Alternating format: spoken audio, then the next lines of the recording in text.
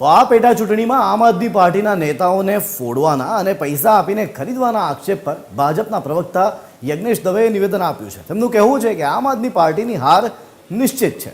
વધુમાં તેમણે શું કહ્યું સાંભળી લઈએ. પબ્લિકને ગમે તે જગ્યાએ ગમે તેવા અપશબ્દો બોલે એટલે એનો મતલબ એ નહીં કે એમના મત મળી જતા હોય. પબ્લિક ભેગી 100% થતી હોય પણ મતમાં કન્વર્ટ ન થતી હોય. અને આ જ વસ્તુ આમ આદમી પાર્ટીને છેલ્લે ચૂંટણી સમયે એવું લાગ્યું કે હવે અમારી હાર નિશ્ચિત છે, ત્યારે એન કેન પ્રકારે ભારતીય જનતા પાર્ટી ઉપર આક્ષેપબાજી કરવાની શરૂઆત કરી.